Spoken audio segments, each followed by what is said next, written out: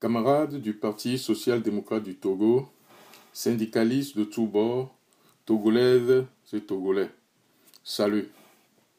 Je veux commencer par vous dire combien je suis content de m'adresser à vous en ce jour du 1er mai 2018. Ceci dans le calme total, sans défilé, ni tambour, ni trompette. Ceci par solidarité à la coalition des 14 partis et pour la libération du peuple togolais du joug de la dictature clanique dans notre pays. Le 1er mai est le jour important du mouvement ouvrier, sinon de tous les salariés. Nous défilons dans les rues et nous débouchons sur des places publiques munies des banderoles et des pancartes avec des slogans pour nous adresser au monde capitaliste et à nos gouvernants démissionnaires, à savoir la différence de classe, l'inégalité, le racisme, le régionalisme, le clientélisme, l'injustice sociale, la dégradation de l'enseignement et de la formation professionnelle, la dégradation et l'absence de la couverture sanitaire, la retraite des personnes âgées, la pauvreté, la famine, la corruption, l'impunité, le désespoir. C'est grâce à nous, les syndicats, les partis socialistes et les sociaux-démocrates, que d'année en année, nous apportons le changement social. C'est quelque chose dont nous devions tous être fiers. C'est pour ces raisons que nous manifestons dans la rue chaque 1er mai. Pour l'égalité contre les différences de classe, pour plus d'emplois contre le chômage, pour le féminisme contre l'inégalité de genre, et tout simplement pour un meilleur devenir pour tous. Camarades, depuis des élections de 2015, notre pays ne cesse de connaître de crise en crise, débouchant sur des grèves à répétition. Tantôt des grèves des enseignants, tantôt des grèves des médecins et tantôt des grèves des fonctionnaires de la fonction publique. Le gouvernement togolais a choisi de former les enfants du Togo sans un lendemain meilleur, en fermant durement les yeux sur les différentes grèves des enseignants pendant que leurs enfants sont inscrits dans des écoles des Blancs, sinon dans d'autres pays d'Afrique où règne la paix et la stabilité. Nos hôpitaux sont devenus des mouroirs, pas de matériel de travail. Pendant ce temps, ils vont eux-mêmes se faire soigner en Europe, leurs femmes, leurs enfants, leurs maris et bien sûr leurs amants et copines. Camarades, cette crise qui s'est approfondie le 19 août 2017 a connu un rebondissement grave qui a conduit une coalition de 14 partis politiques à opter pour la rue sur presque toute l'étendue du territoire, ce qui a causé une grave dégradation pour l'économie du pays et à la déchirure du tissu social, avec plusieurs morts, des blessés graves, des dégâts matériels importants et bien sûr des deux côtés. Tout ceci sous la bénédiction du pouvoir en place. Le gouvernement du président Faure Gnassingbé a systématiquement refusé tout compromis et s'est enfermé dans sa logique de mutisme total. Camarades, au vu de tout ceci, comment peut-on cohabiter dans un pays où seulement une minorité a décidé de prendre en otage la vie de tout un peuple en le traitant comme bon le semble? Comment peut-on comprendre que dans un pays de droit, dans une république, que la majorité de la population se voit refuser son droit de protester pour réclamer son Dieu?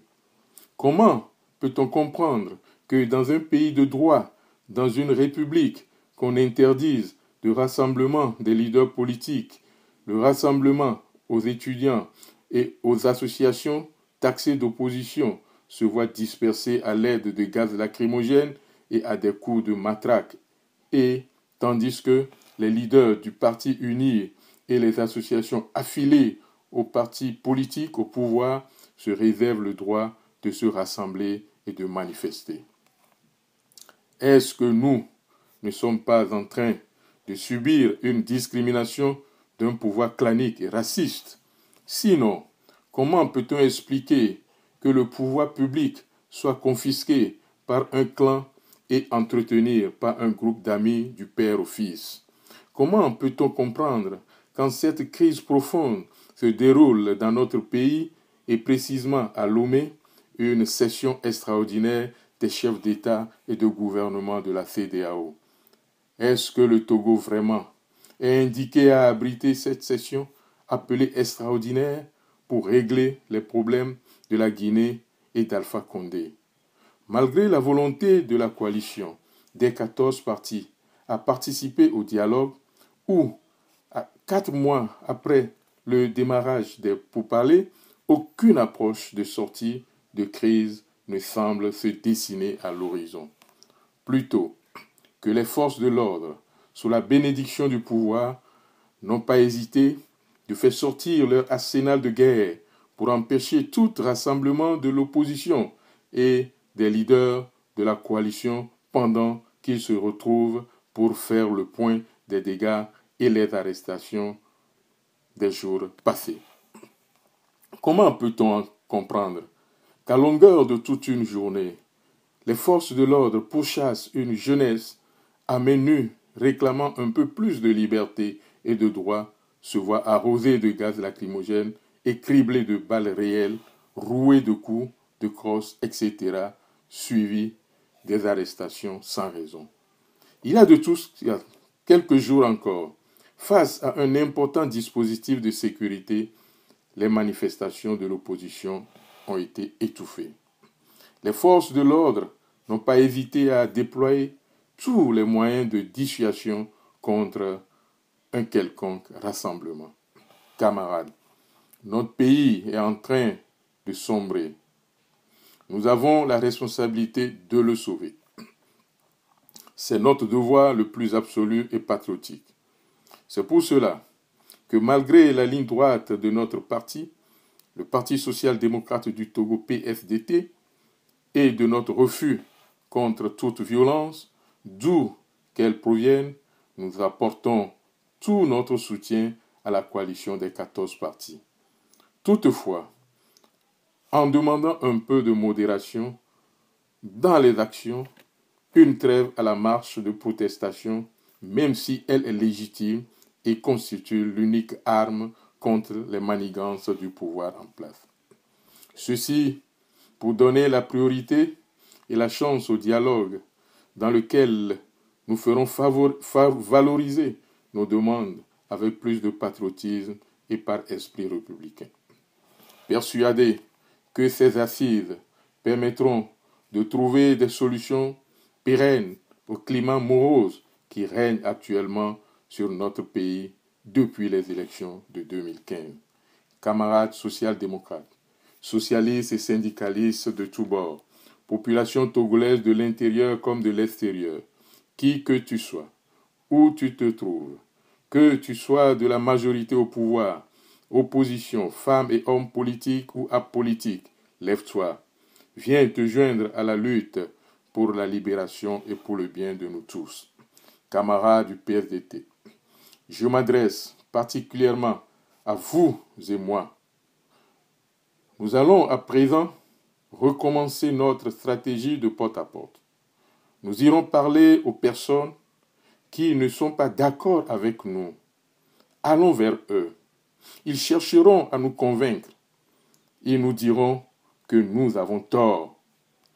Mais avec beaucoup de patience, nous allons les convaincre et ils comprendront qu'ils ont plutôt tort. Nous devons leur parler.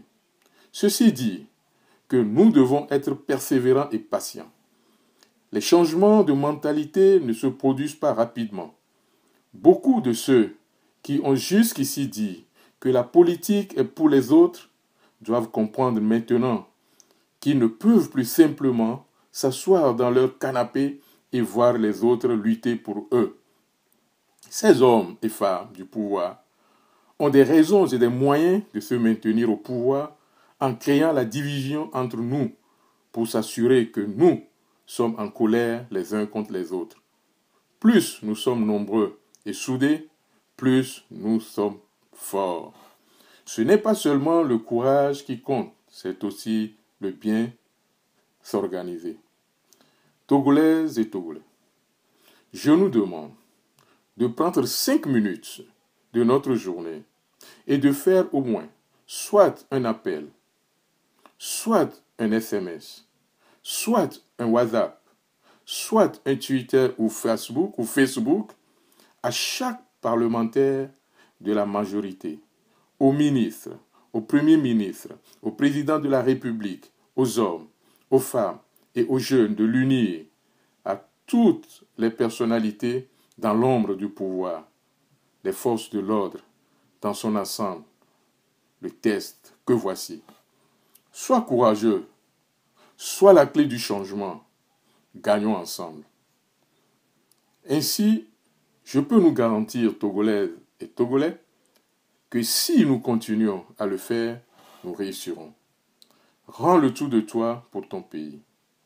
Camarades, seul le moyen d'aller de l'avant et de gagner une majorité dans l'avenir, c'est de s'organiser en politique actif et avisé. Ces femmes et hommes que nous avons en face de nous font bien ce qu'ils font. Ils se font de l'argent, pas des surtout. Nous autres devons aussi bien faire ce que nous pouvons faire pour la réussite de l'alternance. Utilisons nos voix, nos forces et nos droits de vote, car c'est à nous de changer les mauvais données de ce pays. Je nous en remercie.